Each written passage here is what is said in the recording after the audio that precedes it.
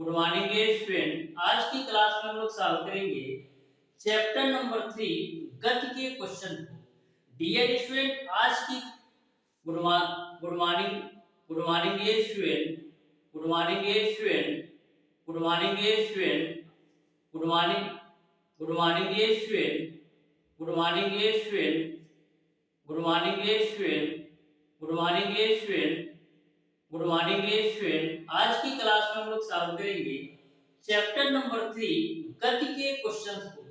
Dear student आज की class में मैं आपको चैप्टर नंबर 3 के टोटल क्वेश्चन का सॉल्यूशन करवाने वाला हूं। और डियर स्टूडेंट एक बात मैं आपको बता दूं, इस चैप्टर में जितने भी क्वेश्चन दिए गए हैं टोटल क्वेश्चन बिल्कुल कॉन्सेप्चुअल है। और प्रत्येक क्वेश्चन का सॉल्यूशन डियर स्टूडेंट मैं बिल्कुल कॉन्सेप्ट के साथ आपको बताने वाला हूं, जिससे आपको कॉन्सेप्ट अच्छी तरीके से समझ में आ सके। इस चैप्टर से डियर स्टूडेंट आपके आईईआरटी एंट्रेंस एग्जाम में मैक्सिमम बार जो है न्यूमेरिकल टाइप के ही क्वेश्चन पूछे गए हैं। यानी कि इस चैप्टर से 99% चांसेस है कि जो भी क्वेश्चन आपसे पूछा जाएगा एक या दो क्वेश्चन पूछा जाना है। और जो भी क्वेश्चन पूछा जाएगा डियर स्टूडेंट न्यूमेरिकल टाइप के ही क्वेश्चन पूछे जाने हैं। तो बिल्कुल ध्यान से अच्छी तरीके से प्रत्येक क्वेश्चन के कॉन्सेप्ट को आप समझते हुए चलिएगा, जिससे आपको किसी भी क्वेश्चन में किसी भी प्रकार का डाउट और कंफ्यूजन ना हो। मैं प्रत्येक क्वेश्चन के कॉन्सेप्ट को बिल्कुल अच्छी तरीके से आपको क्लियर कराते चलूंगा, जिससे आपको कहीं से भी किसी भी प्रकार का कंफ्यूजन ना हो। इस चैप्टर पर आधारित डियर स्टूडेंट मैं आपको एक क्लास और प्रोवाइड करा चुका हूं, जिसमें मैंने आपको बेसिक कॉन्सेप्ट के साथ साथ थ्योरी पार्ट को बिल्कुल शानदार तरीके से कवर किया है। जो भी स्टूडेंट इस चैप्टर का पहला वीडियो देखे होंगे वह किसी भी क्वेश्चन को मैक्सिमम 5 से 10 सेकंड के अंदर सॉल्व कर पाएंगे।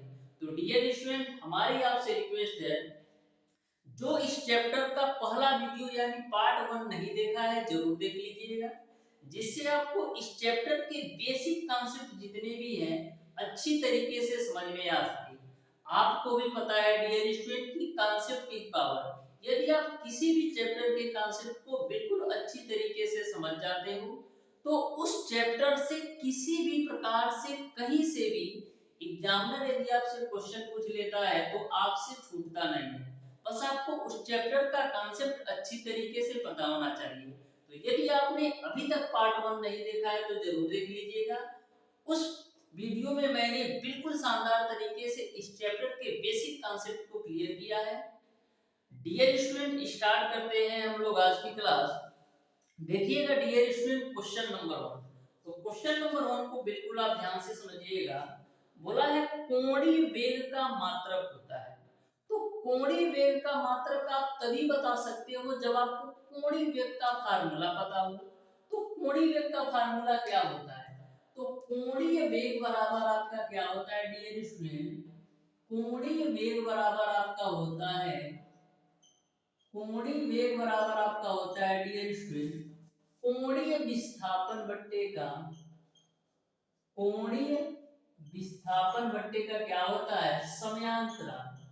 कोणीय विस्थापन बट्टे का आपका होता है समयांतराल। यह फार्मूला मैं इसलिए लिखवा रहा हूं डियर स्टूडेंट, जिससे आपको अलग से टाइम निकाल करके याद ना करना पड़े। और फार्मूला लिखने का मेन पर्पज ये है कि यदि आपसे इस टाइप से इस फार्मूला पर क्वेश्चन भी पूछाया है तो आप बिल्कुल शानदार तरीके से सॉल्व कर सको। तो आपको बताना है कि कोणीय वेग का मात्रक क्या है। तो कोणीय विस्थापन का मात्रक क्या होता है? रेडियन होता है डियर स्टूडेंट। और समयांतराल का मात्रक क्या होता है? सेकंड होता है। तो इस तरीके से कोणीय वेग का जो मात्रक होगा रेडियन प्रति सेकंड होगा। यानी कि क्वेश्चन नंबर 1 का डियर स्टूडेंट ऑप्शन नंबर जो डी है ना बिल्कुल राइट आंसर हो जाएगा। तो किसी भी क्वेश्चन को मैं आपको बताऊंगा तो उस क्वेश्चन पर आधारित और कितने क्वेश्चन आपके एग्जाम में बन सकते हैं उसको भी मैं बताता चलूंगा। जैसे मैंने इस क्वेश्चन में आपको बता दिया कि कोणीय वेग का जो फार्मूला होता है कोणीय विस्थापन बट्टे का समयांतराल। तो कभी भी यदि आपको कोणीय वेग से क्वेश्चन पूछ लिया जाएगा तो इस फार्मूले पे रखकर आप सिंपल तरीके से सॉल्व कर सकते हो। नहीं तो मैं भी क्या करता, डायरेक्ट बता देता कि कोणीय वेग का जो मात्रक है रेडियन प्रति सेकंड है, उसके आगे निकल जाता। लेकिन यदि आपको इस फार्मूले पर क्वेश्चन पूछता तो क्या करते, तो इसीलिए सारे कॉन्सेप्ट को अच्छी तरीके से समझो।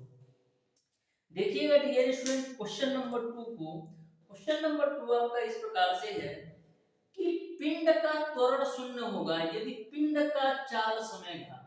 तो पिंड का त्वरण तभी शून्य होगा जबकि पिंड का चाल समय ग्राफ जो है ना एक दूसरे के समांतर हो, या यह कह सकते हैं समय अक्ष के समांतर हो। तो आपका जो पिंड का चाल समय ग्राफ होगा वो शून्य होगा। यानी कि क्वेश्चन नंबर 2 का ऑप्शन नंबर बी सही हो जाएगा कि पिंड का त्वरण तभी शून्य होगा जब पिंड का चाल समय ग्राफ ना समय अक्ष के समांतर हो। क्वेश्चन नंबर 3 को आप बिल्कुल ध्यान से देखिएगा। पूछा गया है कि चाल समय ग्राफ के ढलान से हम क्या ज्ञात करते हैं। तो चाल और समय की बात की गई है, तो चाल और समय के ग्राफ से आप क्या ज्ञात करते हो, त्वरण को ज्ञात करते हो, क्योंकि त्वरण बराबर होता है वेग परिवर्तन बटे का समय। ठीक है, तो यहाँ पर चाल और समय में ग्राफ आपको दिया है, तो चाल और समय के ग्राफ से क्या ज्ञात करते हो, त्वरण ज्ञात करते हो। यानी कि क्वेश्चन नंबर 3 का ऑप्शन नंबर सी सही हो जाएगा। क्वेश्चन नंबर 4 आपका न्यूमेरिकल टाइप का क्वेश्चन है जो कि बिल्कुल सिंपल और आसान सा क्वेश्चन है। जिस भी स्टूडेंट को गति का नियम पता होगा और उसी स्टूडेंट को पता होगा जो हमारी पहली क्लास ले रखा होगा इस चैप्टर पर आधारित, यानी पार्ट 1 जो देखा होगा वो क्वेश्चन नंबर 4 को मैक्सिमम 10 सेकंड के अंदर सॉल्व कर सकता है। फिर भी आप ध्यान से देखना।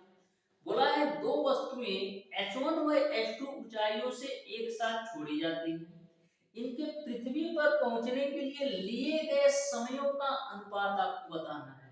तो बिल्कुल सिंपल सा क्वेश्चन है, ध्यान से देखिएगा। क्वेश्चन में ऐसा बोला गया है कि दो वस्तुएं हैं जो कि एक h1 ऊंचाई से और दूसरी h2 ऊंचाई से एक साथ छोड़ी जाती हैं, तो पृथ्वी पर पहुंचने में लिए गए समयों का अनुपात क्या होगा ये आपको बताना है।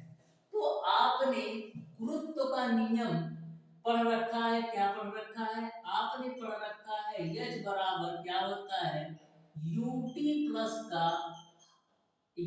प्लस का हाफ जीटी स्क्वायर, आपने पढ़ रखा है। यहाँ पर बोला गया है क्या h1 व h2 ऊंचाइयों से एक साथ छोड़ी जाती है। तो यदि मैं आपसे पूछूं कि प्रारंभिक वेग क्या होगा, जैसे मैंने यहाँ से छोड़ना स्टार्ट किया दोनों वस्तुओं को, तो स्टार्टिंग यानी कि जो प्रारंभिक वेग है इन दोनों वस्तुओं का क्या होगा, शून्य ही होगा। तो जब प्रारंभिक वेग शून्य होगा तो यह पूरा शून्य हो जाएगा, यानी h बराबर आपको क्या मिल जाएगा 1/2 जीटी स्क्वायर। यहाँ तक आपको समझ में आया होगा। यदि हम बात करें h1 का, तो h1 बराबर क्या होगा 1/2 जी t1 का स्क्वायर हो जाएगा। वहीं पर h2 बराबर क्या हो जाएगा 1/2 जी t2 का स्क्वायर हो जाएगा। दोनों का रेशियो निकाल लो, तो दोनों का रेशियो निकाल लेता हूं। 1/2 से 1/2 कैंसिल आउट, g से g कैंसिल आउट, तो h1/h2 का मान क्या मिल जाएगा, h1/h2 बराबर मिल जाएगा t1 का स्क्वायर बटे का t2 का स्क्वायर आपको मिल जाएगा। दोनों में समयों का अनुपात ज्ञात करना है ना, तो यहाँ से यदि आप t1 बटे का t2 की वैल्यू निकालोगे तो क्या मिलेगा, यहाँ से यदि आप t1 बटे t2 की वैल्यू निकालोगे तो मिल जाएगा h1 बटे का h2। इस तरीके से डियर स्टूडेंट दोनों के पृथ्वी पर पहुंचने में जो समयों का अनुपात होगा वो आपका h1/h2 होगा, यानी ऑप्शन नंबर जो भी है ना बिल्कुल राइट आंसर होगा। तो देख सकते हैं यदि आपको बेसिक फार्मूला बेसिक कॉन्सेप्ट अच्छी तरीके से पता है तो किसी भी क्वेश्चन को सॉल्व करने में मैक्सिमम 10 सेकंड लगेगा और बिल्कुल कॉन्सेप्ट के साथ सॉल्व कर पाओगे। देखिएगा डियर स्टूडेंट क्वेश्चन नंबर 5 को भी, जो कि आपका न्यूमेरिकल टाइप का क्वेश्चन है और बिल्कुल सिंपल और आसान सा ये भी क्वेश्चन है, बस आप ध्यान से समझो डियर स्टूडेंट।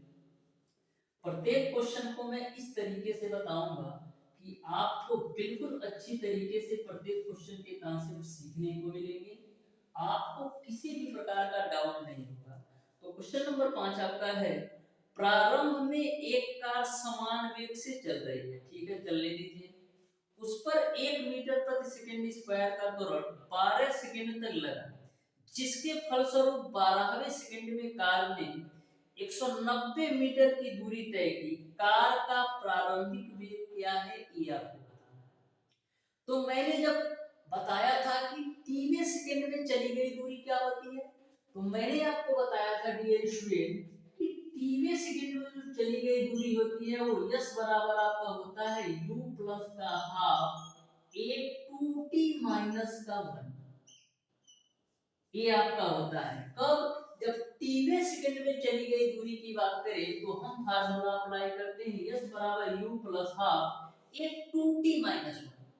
और मैंने गति का दूसरा नियम आपको क्या बताया था, गति का जो दूसरा नियम होता है वो आपका यस बराबर ut प्लस का हाफ at स्क्वायर होता है। तो दोनों फार्मूले में अंतर यह है डियर स्टूडेंट कि जब आपको टीवें सेकंड में चली गई दूरी पूछा जाए तो आपको यह फार्मूला अप्लाई करना है, यह फार्मूला लगाना है।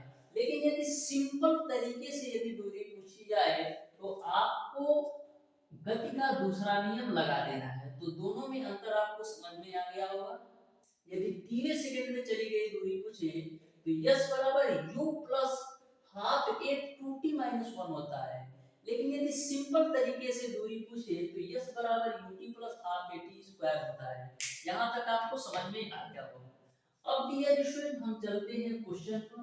तो बिल्कुल आप ध्यान से देखिएगा क्वेश्चन नंबर 5 को, बिल्कुल अच्छी तरीके से समझिएगा, ठीक है। तो यहाँ पर दे रखा है प्रारंभ में एक कार समान वेग से चल रही थी, उस पर 1 मीटर प्रति सेकंड स्क्वायर का त्वरण, यानी a की जो वैल्यू दे रखा है वो आपको दे रखा है 1 मीटर प्रति सेकंड स्क्वायर, ठीक है। 12 सेकंड तक लगा, जिसके फलस्वरूप 12वें सेकंड में कार 190 मीटर की दूरी तय की। यानी t की वैल्यू कितना दे रखा है, t की वैल्यू आपको दे रखा है 12 सेकंड, क्योंकि बोला है 12वें सेकंड में 190 मीटर की दूरी तय की, यानी s की जो वैल्यू दे रखा है वो आपको दे रखा है 190 मीटर। तो आपको बताना है कि कार का प्रारंभिक वेग क्या है, यानी u की वैल्यू क्या है, ये आपको बताना है। तो टीवें सेकंड में चली गई दूरी क्या होता है, यस बराबर आपका होता है u प्लस का हाफ a 2t माइनस का 1 होता है। ये आपका टीवें सेकंड में चली गई दूरी का फार्मूला है। अब यस की वैल्यू 190 है, u की वैल्यू आपको निकालना है 1/2, a की वैल्यू आपका है 1, यहाँ पर देखो 2, t की वैल्यू 12 और माइनस का 1, ठीक है।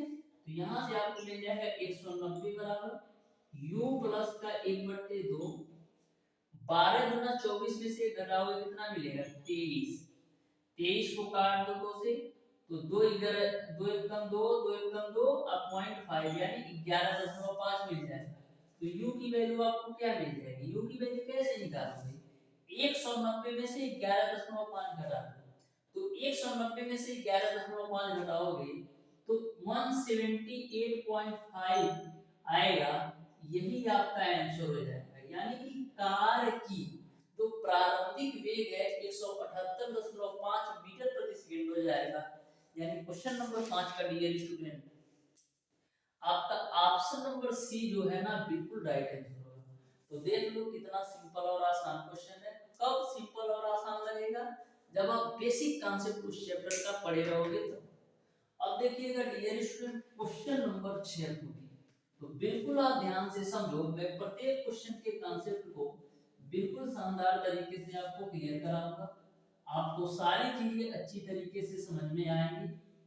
बस आप ध्यान से देखते जाओ, ऐसे ही क्वेश्चन आपके एग्जाम में बनते हैं। क्वेश्चन नंबर 6 को आप ध्यान से समझना डियर। बोला है कोई पिंड विरामावस्था से चलना प्रारंभ करती है, यदि त्वरण 10 मीटर प्रति सेकंड स्क्वायर है तो 10वें सेकंड में पिंड द्वारा चली गई दूरी बताना है। जैसे आपने क्वेश्चन नंबर 5 सॉल्व किया, सेम कॉन्सेप्ट पर आपको क्वेश्चन नंबर 6 भी सॉल्व करना है। इसमें भी आपको टीवे सेकंड में चली गई दूरी का मान बताना है। टीवे सेकंड में चली गई दूरी का मान क्या होगा, ये आपको बताना है क्वेश्चन नंबर 6 में। तो आपको पता है टीवे सेकंड में चली गई दूरी का फार्मूला क्या होता है, यस बराबर आपका होता है u प्लस का हाफ ए 2t माइनस का 1 होता है। ये आपका टीवे सेकंड में चली गई दूरी का फार्मूला है। तो यस की वैल्यू निकालना है। u की वैल्यू कितना दे रखा है, u की वैल्यू आपका 0 होगा, क्योंकि क्वेश्चन में ऑलरेडी बोल रखा है विराम अवस्था से चलना प्रारंभ करती है, यानी u की वैल्यू आपका 0 होगा। प्लस का 1/2, a की वैल्यू कितना दे रखा है, a की वैल्यू आपको दे रखा है 10। अब 10वें सेकंड में चली गई दूरी बताना है, यानी t की वैल्यू आपका 10 है, तो 2 गुणे 10 और माइनस का 1 कर दो। तो यहाँ से s की वैल्यू आप निकाल लोगे, 2 से काट दो तो 5 बार में कटेगा, तो मिलेगा आपको 5 गुणे और 2 दहिया 20 में से 1 जाएगा तो 19, यानी s की जो वैल्यू आ जाएगी 95 मीटर मिल जाएगा। इस तरीके से 10वें सेकंड में जो चली गई दूरी होगी वो आपका 95 मीटर होगा, यानी क्वेश्चन नंबर 6 का ऑप्शन नंबर ए सही हो जाएगा। तो देख सकते हैं कितना सिंपल और आसान सा ये भी क्वेश्चन था। देखिएगा डियर स्टूडेंट क्वेश्चन नंबर 7 को भी। क्वेश्चन नंबर 7 को आप ध्यान से पढ़िएगा। ये क्वेश्चन बिल्कुल सिंपल और आसान है, बस आपको लॉजिक पता होना चाहिए कि इस क्वेश्चन को आप कैसे सॉल्व कर पाएंगे। यदि आपको पता नहीं है इसका कांसेप्ट कि कैसे सॉल्व करना है, तो क्वेश्चन नंबर 7 को सॉल्व करने में आप काफी टाइम वेस्ट कर दोगे। लेकिन मैं आपको इस तरीके से इस क्वेश्चन को सॉल्व करने का तरीका बताऊंगा कि आप बिल्कुल अच्छी तरीके से मैक्सिमम 5 से 7 सेकंड के अंदर सॉल्व कर पाओगे। बस एक बार ध्यान से देख लो, इस टाइप से क्वेश्चन कभी भी आपसे छूटेगा नहीं, आप बिल्कुल शानदार तरीके से सॉल्व कर पाओगे। तो क्वेश्चन नंबर 7 आपका है, एक चिकने नत समतल पर कोई पिंड विराम अवस्था से 4 सेकंड में कुछ दूरी तय करता है, तो उसकी आधी दूरी सरकने में समय लगेगा। बिल्कुल आप ध्यान से देखिएगा तो समझ में आएगा। बोला है एक चिकने नत समतल पर कोई पिंड विराम अवस्था से 4 सेकंड में कुछ दूरी तय करता है। विराम अवस्था से यानी u की वैल्यू आपका 0 है, t की वैल्यू आपको दे रखा है 4 सेकंड, कुछ दूरी तय करता है, तो उसकी आधी दूरी सरकने में समय लगेगा। तो सबसे पहले हम ये देख लेते हैं कि 4 सेकंड में कितना दूरी तय करता है। 4 सेकंड में कितना दूरी तय करता है, तो आपको फार्मूला क्या पता है, आपको फार्मूला है पता है डियर स्टूडेंट कि s बराबर ut प्लस का हाफ at स्क्वायर होता है। यहाँ पर भी आप टीवे सेकंड में चली गई दूरी का फार्मूला नहीं लगाना, क्योंकि यहाँ पर टीवे सेकंड की बात नहीं की गई है। यहाँ पर बोला है 4 सेकंड में कुछ दूरी तय करता। जब ऐसा बोलता कि 4वें सेकंड में इतनी दूरी तय करता, तो वहां पर आपको टीवे सेकंड वाला फार्मूला लगाना होता। लेकिन यहाँ पर बोला है 4 सेकंड में कुछ दूरी तय करता है, तो इसलिए यहाँ पर फार्मूला अप्लाई होगा s बराबर ut plus half at square. u की वैल्यू 0 है तो यह पूरा 0 हो जाएगा, तो s बराबर आपको क्या मिल जाएगा, हाफ a t स्क्वायर। ठीक है, तो s बराबर आपको क्या मिल जाएगा, 1/2 a, t की वैल्यू कितना है 4, और 4 का स्क्वायर करोगे तो 16 मिलेगा, तो 2 अट्ठे कितना होता है 16 होता है, यानी s की वैल्यू आपको मिल जाएगा 8a। यहाँ तक आपको समझ में आया होगा कि s की वैल्यू 8a हो जाएगा। ठीक है, यानी कि 4 सेकंड में जो चली गई दूरी है वो आपका 8a के बराबर है। अब क्वेश्चन पर बोला है आधी दूरी सरकने में, तो 8a दूरी सरकता है कितना 4 सेकंड में, इसकी आधी दूरी कितना होगा, 8a का आधा कितना होगा 4a, यानी कि 4a की दूरी सरकने में उसको कितना समय लगेगा ये आपको बताना है। तो देखो ध्यान से, s बराबर क्या हो जाएगा, फिर अप्लाई कर दो ut plus half a t square.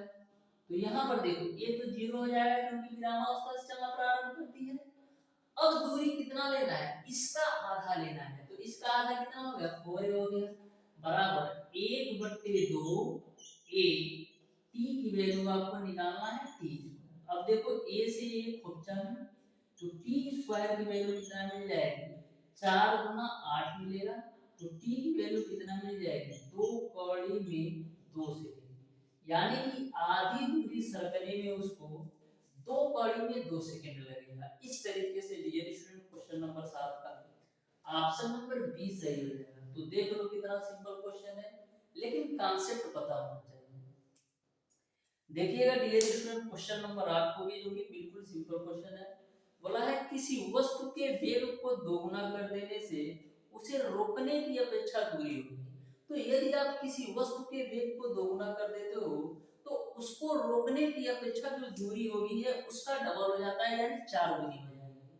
तो इस तरीके से क्वेश्चन नंबर 8 का ऑप्शन नंबर सी सही हो जाएगा। इसी टाइप से यदि आपसे इस तरीके से क्वेश्चन पूछ लिया जाए कि किसी वस्तु के वेग को 3 गुना करने पर, तो 3 गुना करने पर रोकने से उसकी दूरी क्या होगी, तो 3 का स्क्वायर कर तो 9 गुना हो जाएगा, 4 गुना करने पर 4 का स्क्वायर कर दो तो 16 गुना हो जाएगा। तो यही आपका जो होता है वो आपका वेग और दूरी में संबंध होता है, यानी कि यदि वेग को दोगुना करोगे तो रोकने में जो दूरी होगी वो 4 गुना हो जाएगी। यदि वेग को 3 गुना करोगे तो रोकने में जो दूरी तय करना होगा वो 9 गुना, 4 गुना करोगे 16 गुना। यही कॉन्सेप्ट चलता है। क्वेश्चन नंबर 9 को आप बिल्कुल ध्यान से देखें। यह भी क्वेश्चन आपका बिल्कुल सिंपल और आसान सा क्वेश्चन है। सारे क्वेश्चन को डियर स्टूडेंट मैं आपको इस तरीके से सॉल्व कराऊंगा कि आपको फील होगा कि हाँ क्वेश्चन में है कुछ। और किसी भी क्वेश्चन को मैं बिल्कुल कॉन्सेप्ट के साथ कराऊंगा, बस आप ध्यान से देखते जाओ डियर स्टूडेंट, आपको सारी चीजें बिल्कुल अच्छी तरीके से समझ में आने वाली है। तो क्वेश्चन नंबर 9 आपका है, एक पिंड समान त्वरण के साथ चल रहा है, ठीक है। एक सतह पर इसका वेग 10 मीटर प्रति सेकंड है, ठीक है। 5 सेकंड बाद इसका वेग 20 मीटर प्रति सेकंड हो जाता है, तो 2 सेकंड पूर्व उसका वेग क्या था, ई बताना है।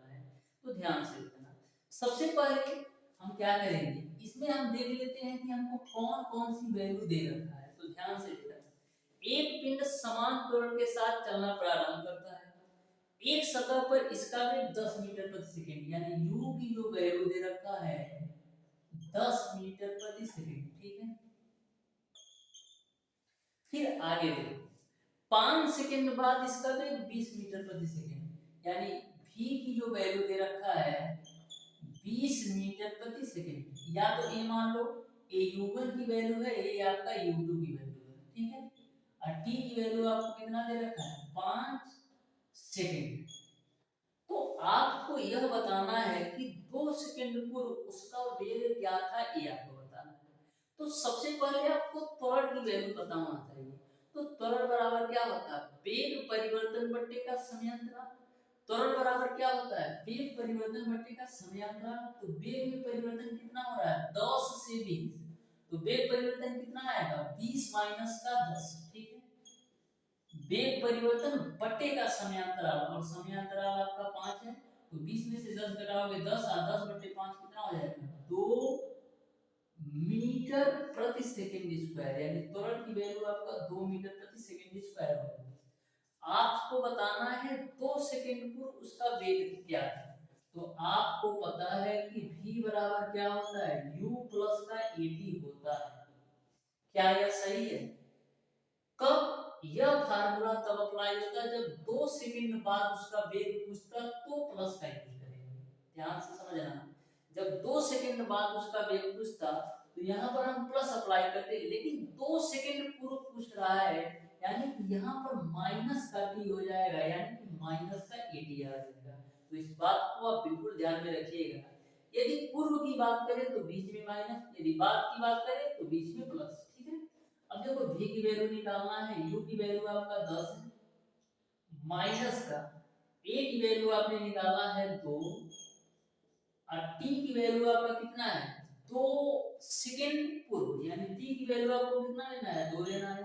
तो यहाँ से v की वैल्यू कितना मिल जाएगा, 10 माइनस 4, 6 मीटर प्रति सेकंड, यानी 2 सेकंड पूर्व जो पिंड का वेग था 6 मीटर प्रति सेकंड था।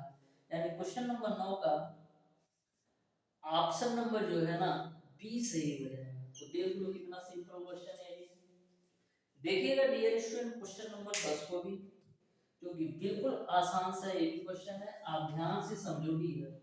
प्रत्येक क्वेश्चन के कॉन्सेप्ट को मैं बिल्कुल शानदार तरीके से क्लियर कराऊंगा, बस आप ध्यान से प्रत्येक क्वेश्चन के कॉन्सेप्ट को समझो। अच्छी तरीके से आपको सारी चीजें समझ में आने वाली है। बस ध्यान से एक से दो बार प्रत्येक क्वेश्चन के कॉन्सेप्ट को समझ लो, उसके बाद से क्वेश्चन आएगा चुटकियों में सॉल्व हो जाएगा। तो देखना क्वेश्चन नंबर 10 को बोला है, एक वस्तु विरामा अवस्था से चलना प्रारंभ करती है, इसका त्वरण 5 मीटर प्रति सेकंड स्क्वायर है। 50 मीटर प्रति सेकंड का वेग प्राप्त करने पर उसके द्वारा चली गई दूरी आपको क्या होगी, ये आपको बताना है। तो बिल्कुल आप ध्यान से देखिएगा।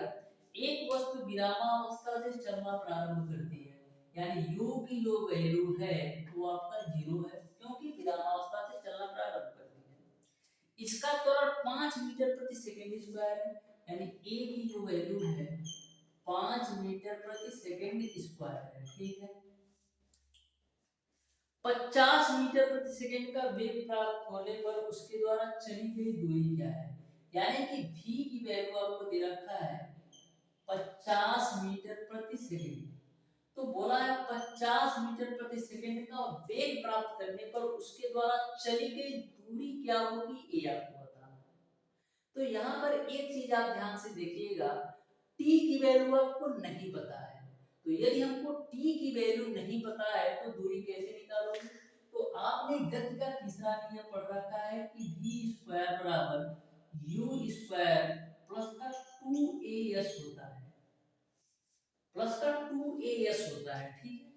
यह फार्मूला कब आप अप्लाई कर सकते हो, जब आपको समय का ज्ञान ना हो कि समय कितना है, ठीक है।